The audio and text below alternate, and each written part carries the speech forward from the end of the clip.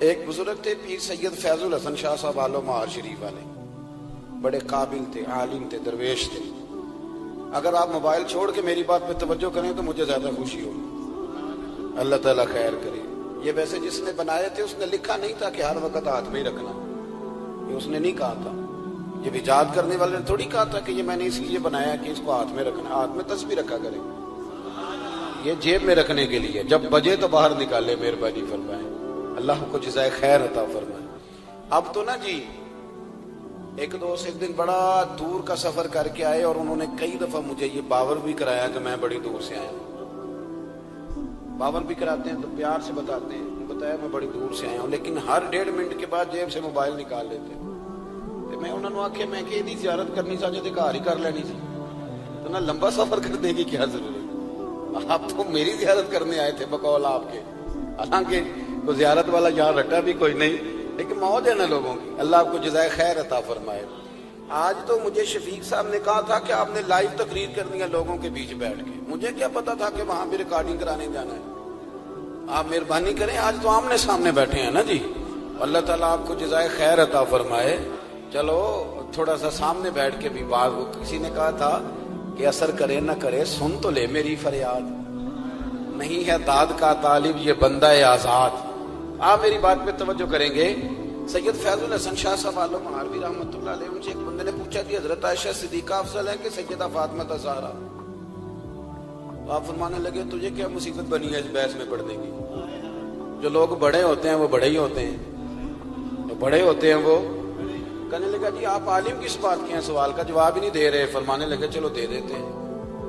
حضرت پیر صاحب فرمانے لگے کہ عائشہ بیوی ہیں نبی پاک کی اور فاطمہ بیوی ہیں علی پاک کی۔ فرمانے لگے یہ جو علی کی بیوی ہے یہ نبی کی بیوی سے افضل نہیں ہو سکتی۔ اور پھر فرمانے لگے کہ فاطمہ بیٹی ہے نبی پاک کی اور عائشہ بیٹی ہے ابو بکر صدیق کی۔ تو فرمانے لگے ابو بکر کی بیٹی کبھی بھی نبی پاک کی بیٹی سے افضل نہیں ہو سکتی۔ وہ بندہ کہتا ہے پیر صاحب نتیجہ کی یہ، فرمان لگے گھر جا کے کڈی میں گل دس چڑی ہے نتیجہ۔ بھئی بڑے لوگ بڑے ہوتے ہیں، بڑے لوگ بڑے ہوتے ہیں تو آپ بڑوں کے کو تولنے کیوں لگ گئے؟ آپ رشک دیکھیں کتنا ہے، وہ آپس میں رشک کر رہے ہیں، تم کہتا ہے لڑائیاں کرتے تھے، وہ تو رشک کر رہے ہیں میرے بھائی، رشک دیکھیں نا۔ میرا دل کر رہا ہے آپ کو ایک خاص بات بھی عرض کروں۔ حضرت القول البدیع میں نا امام سخاوی نے لکھا ہے، ان کا ذرا آپس میں رشک دیکھیں کتنا ہے، حسد نہیں رشک۔ یہاں تو پیروں کی کرامتوں پر بھی پوری جناب وہ لڑائی چلتی ہے، پوری لڑائی کہ میرے پیر صاحب کی زیادہ ہے، وہ کہتا میرے پیر صاحب کی زیادہ ہے۔ وہ خدا کا خوف کریں، پیر کی کرامت نہیں ہوتی، پیر کی استقامت ہوتی ہے، سنت شریعت پر پابندی ہوتی ہے، وہ جتنی زیادہ پابندی کرے اتنا زیادہ باعث سے کرامت ہے۔ حضرت سیدنا مولا علی شیر خدا فرماتے ہیں، امام سخاوی نے القول البدیع میں لکھا ہے، فرماتے ہیں کہ حضرت عمر کا زمانہ مبارکہ تھا، میرا بڑا ہی دل کر رہا تھا سرکار کی زیارت کا، حضور کے وصال کو کافی سال بیت گئے، دل بڑا پریشان تھا، میں درود شریف پڑھتا پڑھتا سو گیا۔ میں نے خواب دیکھی کہ اللہ کے محبوب فجر کی جماعت کرا رہے، چر ہویا مینوں ترلے لیندیاں کدی موڑ میرے ول واگاں، جے خواب میری وچ ایک بار جے آویں میں ساری عمر نہ جاگاں۔ کہتے ہیں حضور نماز پڑھا رہے تھے فجر کی، 2 سورتیں سرکار نے پڑھی پر بڑا ہی مزہ آیا، بڑا ہی مزہ۔ کہتے ہیں نماز مکمل کر کے نا تو سرکار نے صحابہ کی طرف رخ نور کیا تو ایک صحابی کھجوروں کا ٹوکرا لے کے آئے، یا رسول اللہ تازی کھجوریں پکیاں قبول کریں۔ حضور نے ایک کھجور اٹھائی، صاف کی، کھائی، باقی ایک ایک صحابہ کو بانٹی۔ حضرت علی کہتے ہیں 15-16 صحابہ کے بعد میرا بھی نمبر لگا، کھجور کھائی، کھجور کا نہیں دستے مصطفیٰ کا بڑا مزہ تھا۔ کہتے ہیں بڑا ہی مزہ آیا، ابھی میں کھجور کھا ہی رہا تھا کہ مسجد نبوی میں اذان ہو گئی۔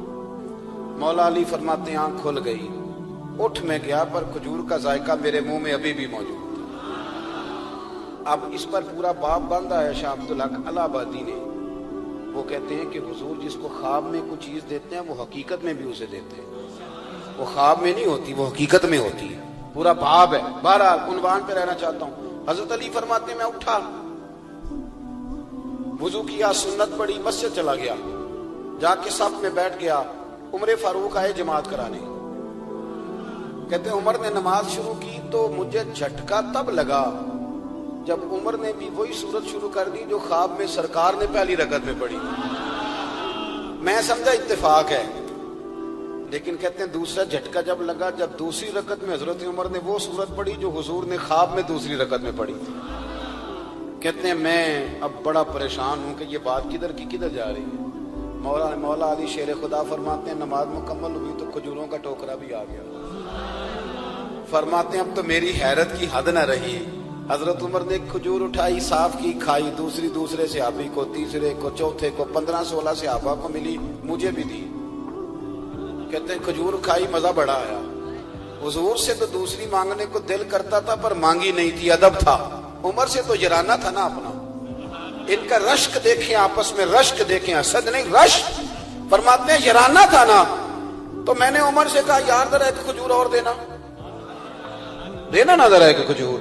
तो कहते हैं जनाब उमर फारूक ने खजूर उठाई, साफ भी की, मैं समझा मिलने लगी है, उठाई भी, साफ भी की, और दूसरे सहाबी की तरफ हाथ बढ़ाया, मेरी तरफ देख के हल्का सा मुस्कुराए, फरमाने लगे अली ऐसे ना कर, अगर रात को नबी पाक से दूसरी लेता तो मैं भी सवेरे तुझे दूसरी दे दे।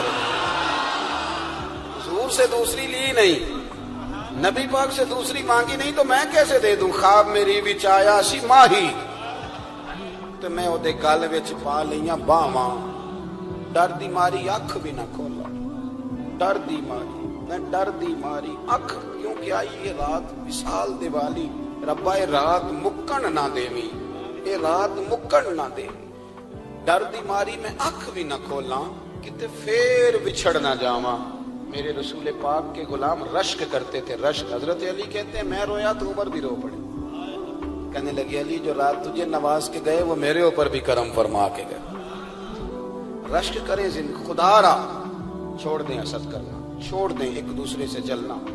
अब तो आप यकीन करें दीनदार लोगों का, अहले हक लोगों का जवाब दर जवाब, जवाब अल जवाब, इस तरह हमने उलझाया है चीजों को कि नया आने वाला आदमी कहते हैं कि दीन की असल बात असल में बता कौन रहा, तो मेला लग गया, कोई कहानी सुना रहा है, कोई बात कर रहा है, उसको गलत कह रहा है।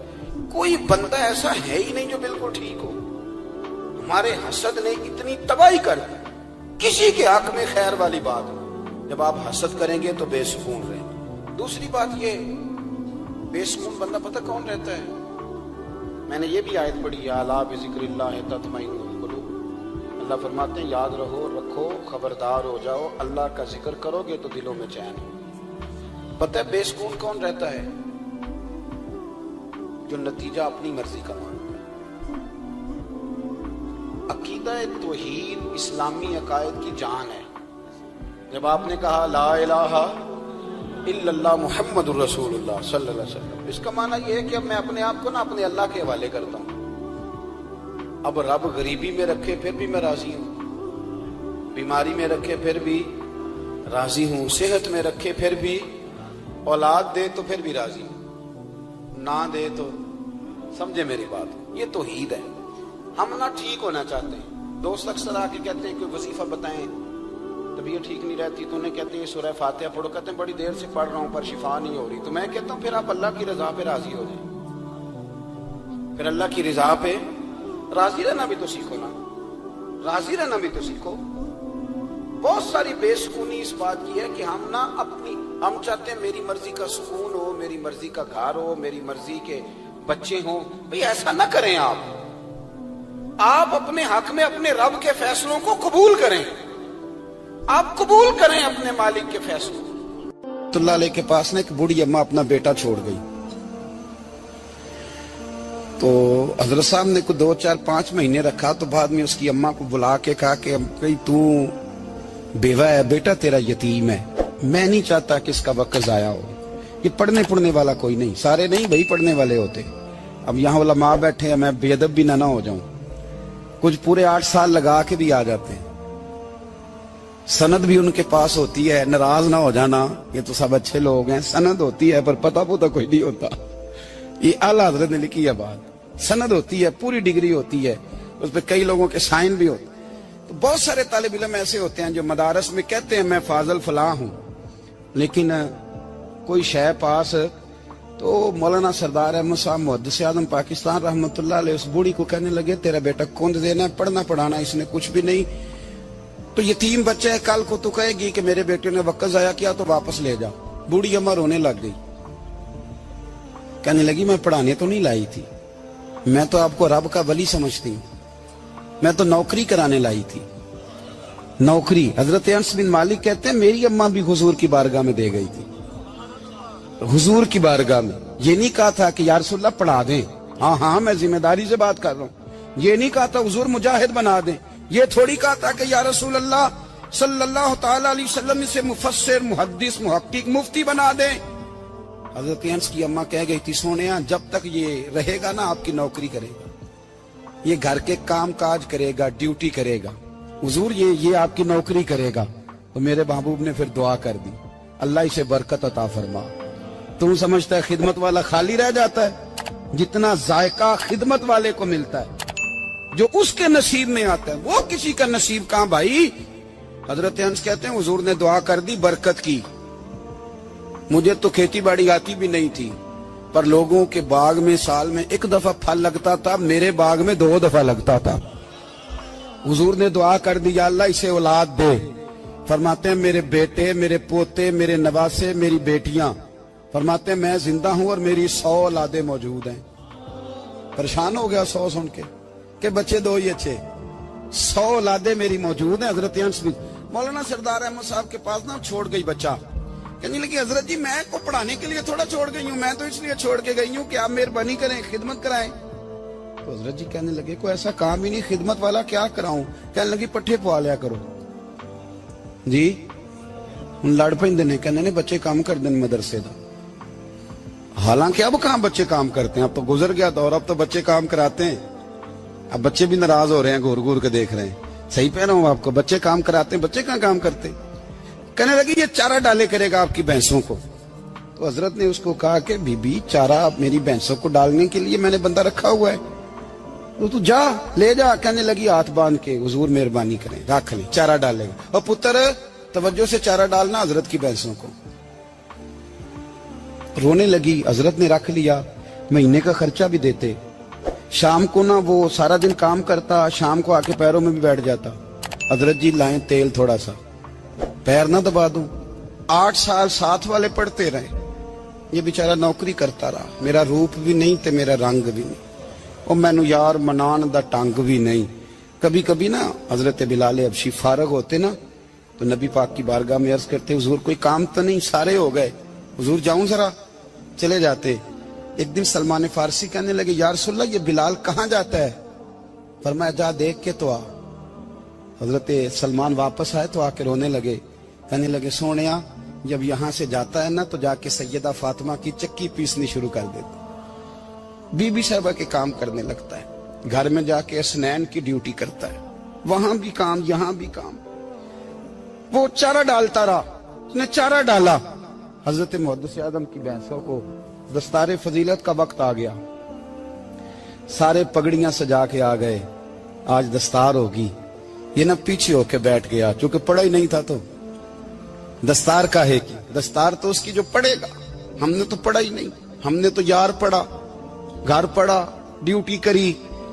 حضرت محدث اعظم رحمت اللہ علیہ کے ہاں جب اعلان ہونے لگا نا کہ اب دستار ہوگی تو حضرت نے پہلا اعلان اس کا فرمایا۔ تو مجھے والا بندہ کپڑے بھی کدی کدی بدل دے نا، وہ کہتا ہے جس حال میں بھی تھا میں پلٹ کے دیکھنے لگا کہ پڑھا پڑھایا تو ہے، کوئی شے نہیں، یہ ماجرا کیا ہے؟ پیچھے سے اٹھ کے آئے تو کہتے ہیں باقیوں کی دستار کسی عالم نے کی، کسی صوفی نے کی، لیکن یہ بھینسوں کو چارہ ڈالنے والا جب آیا تو محدث اعظم نے فرمایا پگڑی کے بال کو کوئی ہاتھ نہ لگائے، یہ ساری دستار میں نے کرنی ہے۔